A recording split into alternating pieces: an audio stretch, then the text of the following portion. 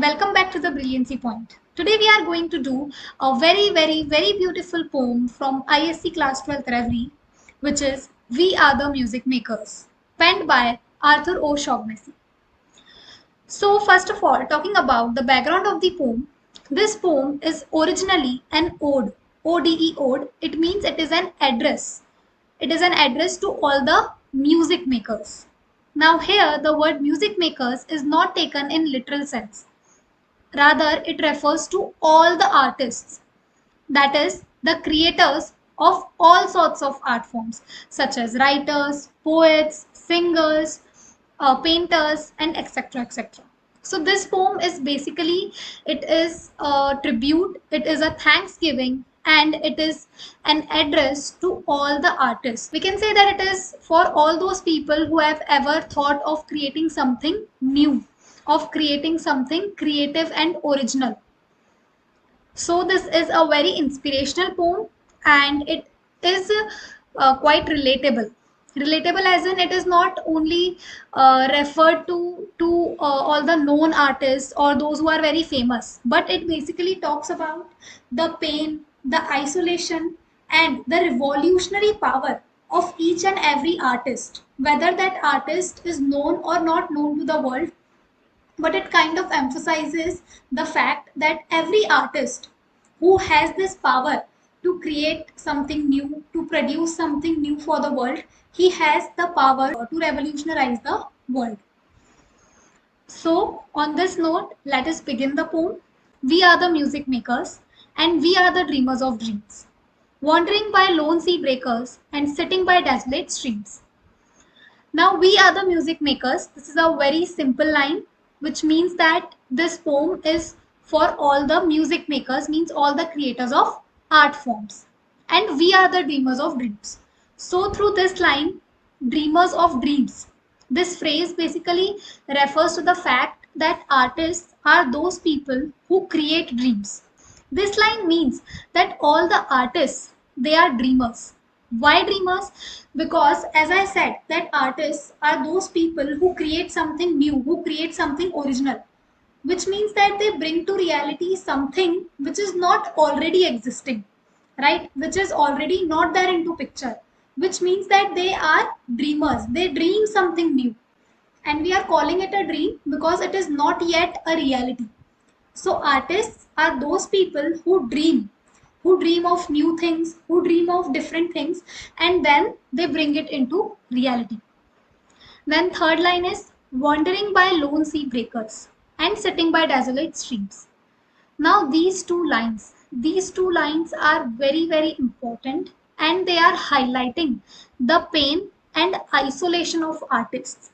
They are highlighting the fact that how artists are being isolated by this society, by this heartless society. How artists, they kind of love to live in isolation, and the reason is that because society is unable to understand the meaning of their art, they are unable to understand the thought process of artists. For example, if you have encountered an artist in your life, then you would know that they are all the time, they are thinking something, they are contemplating upon something, and they don't behave in a very usual manner as we all behave. So we can say that they have a little eccentric kind of behavior, and due to this eccentric behavior, society isolates them. And not just that, society also claims them as madmen, as obsessed, as insane, as abnormal, and etc. etc. This line, wandering by lone sea breakers, it highlights the fact that artists usually live in isolation, and they live alone and sitting by desolate streams. And they just wander around, they sit around desolate streams. And in this loneliness, they get their thoughts. And in this loneliness, they are able to produce the best forms of their art. Now, here I would like to tell you one thing, that art is directly related to pain. The more the pain is, the more beautiful work an artist can produce. And you must have noticed that most of the artists, they have gone through a a very pathetic situation in their life. They either don't have a family, or they have encountered any tragedy in their lives, and that is why they are able to express their feelings through way of art. So art is a form, art is a means of expression, and that is why we say that loneliness and pain and struggle is very important, and it is an impetus for best forms of art, and therefore artists are usually lonely, and they usually prefer to live in isolation, because that isolation, it gives them the means to express their ideas, their emotions through art forms. Then the next line says, world losers and world forsakers, on whom the pale moon gleams. Now, world losers and world forsakers. So, world losers, it means that world calls them losers. Yeah, for example, many a times if you see a writer, then what does a writer do? He just writes whenever he gets some impulse or some thoughts. And if you know some full-time writers, now the people who are very famous writers, we like them and we praise them. But the writers who are not that famous, people are unable to understand their behavior, because they just roam around and they just write and write and write without even knowing that whether their work will fetch them something someday or not. So they are not that successful. Okay, means they are not successful at once. After years and years of publishing, after years and years after publishing their artwork, they become famous. And most of the artists, they become famous after death. The real fame of their artistic nature, it comes after their death or after long periods of time. So till that time they are not successful and they don't have a stand in society. So that is why world calls them as losers. Then world forsakers. Now why world forsakers? Forsakers means that they have given up the world.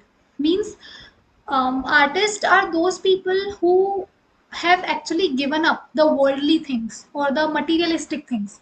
For example, if you ever go to an artist and if you ask him that how much do you earn from your art, or how much do you want to earn through your art, and what is your aim, then the aim of an artist is never to earn money. And if a person is aiming to earn money, he is never an artist, because the main purpose of an artist is to bring out his emotions, to bring out his feelings and his ideas through art forms. So his main aim is to just bring out his idea in the best way possible, and he never seeks to get a lot of money. So therefore, we say that artists have somewhere, they have the tendency to give up the worldly things, because they don't go after money, they don't go after materialistic things, and they don't go after the worldly people also. They are usually happy in isolation. So that is why they are called world forsakers, on whom the pale moon gleams. Now, when we talk about the gleaming of moon, it is always taken in a positive sense, because it describes how moon is bright and how it shines, and it is a very positive phrase. But pale moon. So this pale moon, it highlights the fact that the gleaming of the moon is less upon the artist, which means that whatever the artwork an artist produces, he gets very little from it, right? For example, if a painter is producing a good painting, then maybe after years of his paintings, if he becomes famous, then he will start earning. But usually in the very initial stage, people don't pay that much attention. They don't pay that much respect to their artwork. So it is not that they are able to earn a lot out of their artwork. So artwork is not something which fetches a lot of money and fame to the artist. Though their artwork, it continues to inspire people, it continues to inspire the world for years and years, but a very little it gives a very little to the artist themselves, in terms of money, in terms of fame, and in terms of other materialistic things. Yet we are the movers and shakers of the world forever, it seems.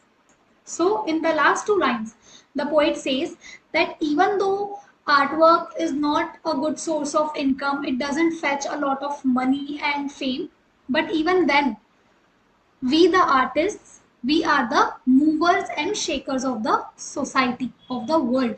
Now, movers and shakers, it basically means influencers and revolutionaries. So it highlights the fact that artists are the influencers and the revolutionaries in the society. I hope you understood the first stanza. Now let us move towards the second stanza.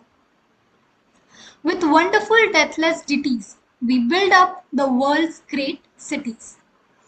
So first of all, the word ditties, ditties. This word ditties means influential song. Okay, an influential song. So the poet is saying that since the title of the poem is music makers, so poet has connected it to music. He is saying that by writing influential songs, we bring about wonderful changes in the society, and these changes are deathless.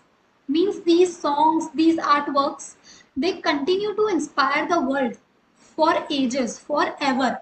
They are not dead, though the artist who has produced this work, who has produced the song, he may die, but his work, it is deathless and it remains forever. And then the poet is saying that they build up world's great cities. So the poet is trying to say that artists are the ones who create new things, who build new things. So by small efforts, by these deathless efforts, by these deathless works, they are able to build the greatest of great cities. Because even the laborers, even the architects who build new cities, they are also a type of artist. They are also artists. So artists are the ones who continue to inspire people, who continue to inspire the world forever with the help of their songs and their artwork, and they are the ones who create, who build the big great cities. And out of a fabulous story we fashion an empire's glory. So these two lines, third and fourth line, they are specifically meant for the history writers or for the poets. Because in the first two lines, we have talked about the songwriters, because ditties means influential songs. And the great cities, they are built up by architects. So we have talked about songwriters and architects. So in the third and fourth line, we are referring to the poets and the history writers. Because if we talk about some of the greatest empires, such as Shivaji Maharaj's empire, today we praise it a lot. So why do we praise it? Because of the history, because the way it is glorified in the books, in the history. So who has glorified this? It is being glorified by history writers and by several different kinds of artists who have shaped their culture. For example, if we talk about Maharana Pratap, then Maharana Pratap as well as his horse Chetak, they are very well known, they are very glorified in today's world because of the poets, because the way Chetak has been described in certain books. So the meaning of these two lines is basically how artists help in shaping an empire's culture and how they help in glorifying an empire. Because without these artists, without these history writers and poets, the emperors could never glorify their empires. Then one man with a dream at pleasure shall go forth and conquer a crown, and there with a new song's measure can trample a kingdom down. Now these four lines are describing the revolutionary power of artists. It is saying that a person who has a dream. Now, as I told you, that a person who has a dream is an artist. Because for creating anything new, you need to first visualize it, you need to see a dream. So a person who is having a dream, he has the power to take up the crown. And at the same time, a person who has a dream, he can also trample an empire down. So it basically refers to the power of the artist to build an empire as well as to bring down an empire. So it is highlighting the fact that artists have that power to build great cities, to build great empires, to glorify an empire, and at the same time, if they wish, they can also bring down an empire. For example, if you know about French Revolution or Russian Revolution or any other revolution, then you must be knowing that how important role any form of artist like writers, poets and painters they play in order to protest against the government and to bring about a positive change in the society. Thus, an artist has the power to influence the society by building as well as trampling down the empires. Now comes the last stanza of the poem. We, in the ages lying, in the buried past of the earth, build Nineveh with our sign and Babel itself in our mirth. So the poet is saying, we in the ages lying, which means that artists have been there in each and every age, right? The artworks that we see today, they have emerged before several ages. And in every age, there are artists and there are artworks. So, in every age, artists have taken birth and they have also died. But their artwork has remained till now and it will remain forever. Now, built Nineveh with our sign and Babel itself with our mirth. So, first of all, let me brief you about Nineveh. What exactly is Nineveh? So Nineveh is a city in Mesopotamia which was abandoned in 600 BCs. That is more exactly in 612. So it was the capital and the largest city in Assyrian Empire. So built Nineveh with our sign. It means that this Nineveh, it was again built by artists because the people who create a building, who build a city are artists. So the artists, they had built Nineveh with that sign.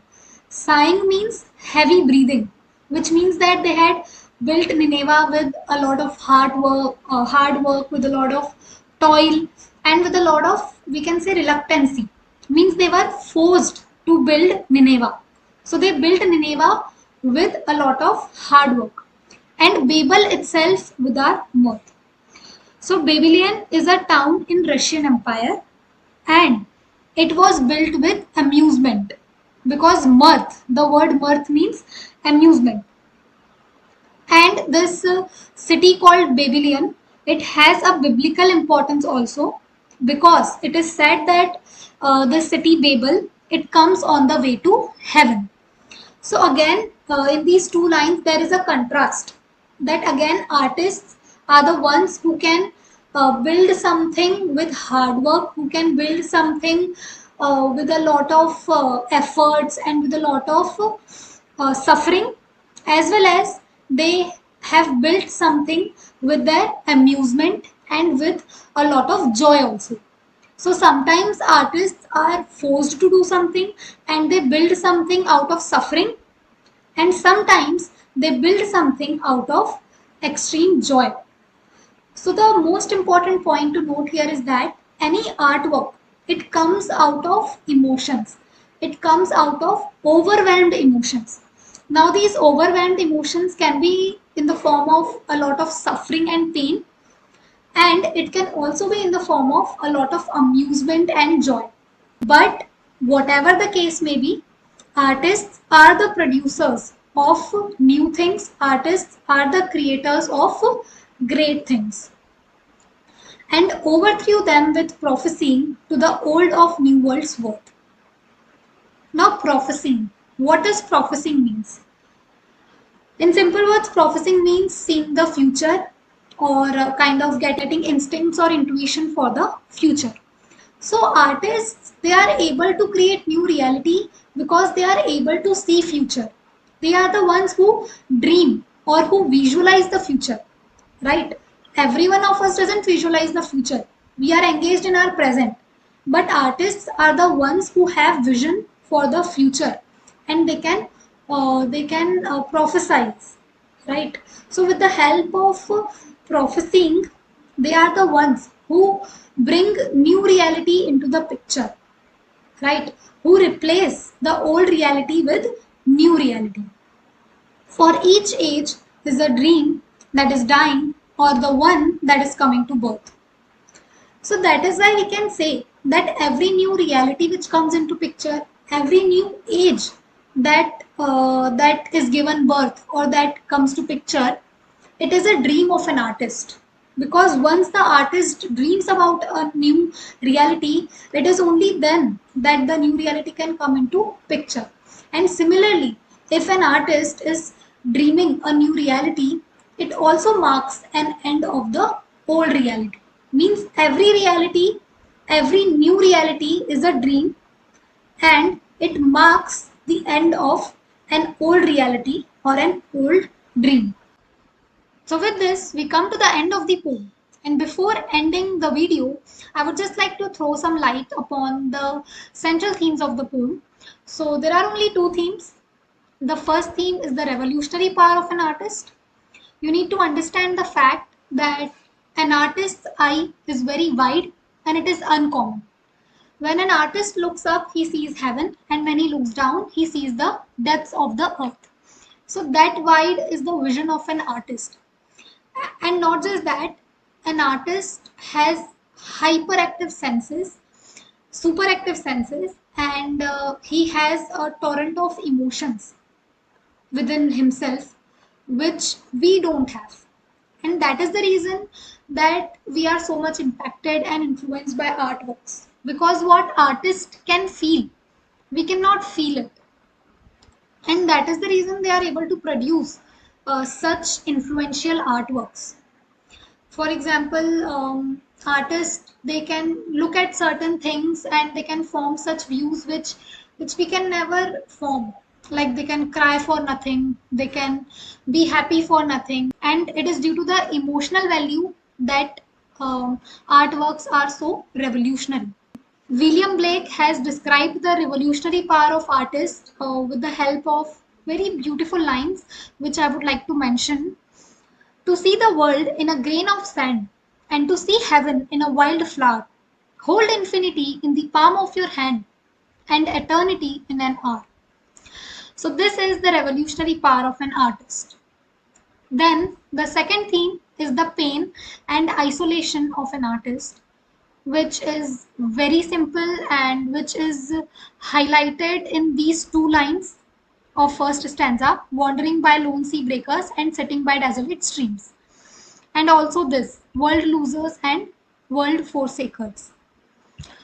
So these are the two themes, and the poem is quite simple. So I hope you understood it very well. And if you did, so please like my video and don't forget to subscribe my channel for more such videos. Thank you.